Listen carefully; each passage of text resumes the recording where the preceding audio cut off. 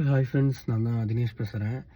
நேற்று ஆக்சுவலாக வந்து ட்விட்டர் அண்ட் ஃபேஸ்புக், யூடியூப் எதில் திறந்தாலுமே ஒரு பொண்ணு வந்து ரொம்ப ஃபேமஸாக வந்து பேசிகிட்டு இருந்துச்சு.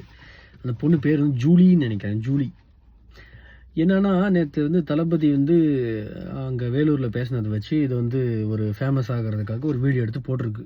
ஆஸ் யூஸ்வல் அதில் ஒன்றும் இல்லை. நாம் வந்து விஜய் ஃபேன்ஸில் வந்து சின்ன பசங்களாம் அவர் பேச்சு கேட்டு ஜல்லிக்கட்டு மாடுக்கிட்ட ஜல்லிக்கட்டு காளைக்கிட்ட போய் புல்லுக்கிட்ட காட்டி நம்மலாம் வந்து ஏதாவது ஆகிடுமா, ஆல்ரெடி 50 பேர் இறந்தது பத்தாது, அது 500 ஆக்கிடாதீங்கன்னு சொல்லி ஒரு நக்கலாக ஒரு வீடியோ போட்டிருக்கு அந்த கோமாளி. அந்த கோமாளி போட்ட வீடியோஸ்க்கு நம்ம ஃபேன்ஸ் சார்பாகவும் விஜய் அண்ணா ரசிகர்கள் சார்பாகவும் அதை வந்து கழுவி ஊற்றி கமெண்ட் பண்ணாங்களாம். அதுக்கு இன்னொரு வீடியோ ஒன்று, நான் வந்து ஆஃபீஸில் இருப்பேன், இல்லைனா நான் வீட்டில் இருப்பேன் அப்படின்னு சொல்லி. ஏம்மா, அவனுக்கு ஃபேமஸ் ஆகும்னா எங்கள் அண்ணா தான் உங்களுக்கு கிடைச்சாராமா? வரவன் போகிறவங்கள எங்கள் அண்ணா அடிச்சு ஃபேமஸ் ஆகும்னு நினைக்கிறீங்க? இது எப்படி தான் வந்து இதெல்லாம் அக்செப்ட் பண்ணிக்கிறது எங்களுக்கு தெரியலையே. நீயே ஒரு கோமாளி, நீயே ஒரு ஜோக்கரு, நீ என்ன சின்னம்மா அப்படின்னு கத்தனவ தானே, அந்த ஜல்லிக்கட்டு போராட்டத்துலேருந்து கத்தனவ தானே நீ? என்ன டிஎம்கேக்கு ஆதரவாக இருந்து பேசினவ தானே நீ? என்ன பெரிய பிடிங்கி மாதிரி வந்து இவளுக்கு வந்து சப்போர்ட் பண்ணி பேசுகிறாங்க? இல்லை, ஆக்சுவலாக உனக்கு வந்து பாலிடிக்ஸ் பற்றி என்ன தெரியும்?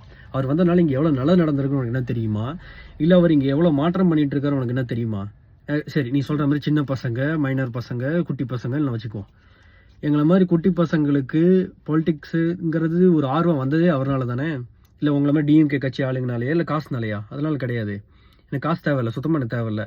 அந்த மாதிரி ஒரு ஆள் விஜய்னு ஒரு ஒரு ஒரு பர்சன் உள்ளே வந்ததுக்கு அப்புறம் தான் இங்கே எவ்வளோ தப்பு நடக்குது, இந்த பாலிடிக்ஸ் என்ன நாங்கள் தெரிஞ்சுக்கிட்டது தான் உண்மை. நீயே சொல்லிட்டியே, சின்ன பசங்களாம் நாங்கள் வந்து இந்த விளையாட்டு போக்கில் ஏதோ ஒன்று பண்ணிட்டு இருந்தது. இப்போ பாலிடிக்ஸில் இறங்கி இங்கே தமிழகத்தில் எவ்வளோ தப்பு நடக்குது, இந்தியாவில் எவ்வளோ தப்பு நடக்குது, இன்னும் உங்களை மாதிரி லூசு கோமாளிங்களாம் எவ்வளோ மக்களை வச்சு ஃபன் பண்ணிருக்காங்க இப்போ தான் எங்களுக்கு தெரியுது, புரியுது. இதில் என்னப்பா தப்பு இருக்குது உனக்கு? நீ போடு காமெடியாக வீடியோ எடுத்து போடு. நீ காமெடியாக போட வீடியோஸ்லாம் நாங்கள் ரியாக்ட் பண்ணிட்டே இருப்போமா? கோமாளி போய் வேறு வேலை இருந்தால் போயிருப்போம்.